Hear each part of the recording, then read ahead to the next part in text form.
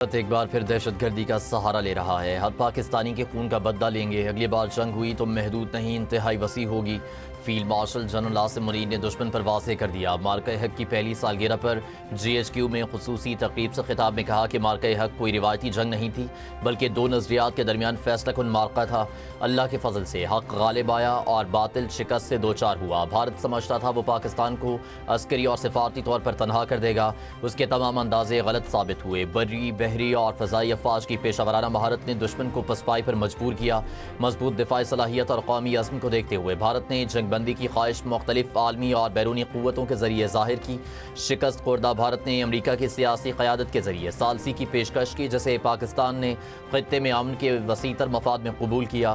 الحمدللہ پاکستان کا دفاع آج کسی بھی بیرونی جارحیت کے خلاف مکمل طور پر ناقابل تسخیر ہے۔ پاکستان خطے میں طاقت کے توازن کو برقرار رکھنے اور مؤثر دفاعی حکمت عملی پر کاربند ہے۔ پاکستان اور اس کی افواج نہ پہلے کسی دباؤ سے مروب ہوئیں اور نہ ہی آئندہ ہوں گی۔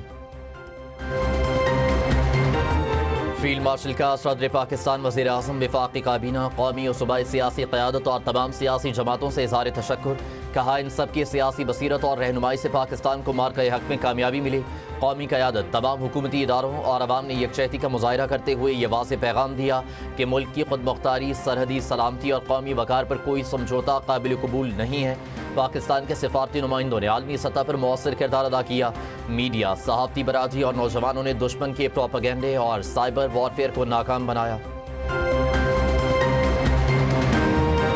فیلڈ مارشل کا شہداء کو خراج عقیدت، غازیوں کو سلام۔ کہا مارکہ حق کے تمام شہداء اور ان کے اہل خانہ قوم کے لیے قابل فخر ہیں، جن کی قربانیاں ہماری آزادی کی ضمانت اور قوم پر ایک دائمی قرض ہیں۔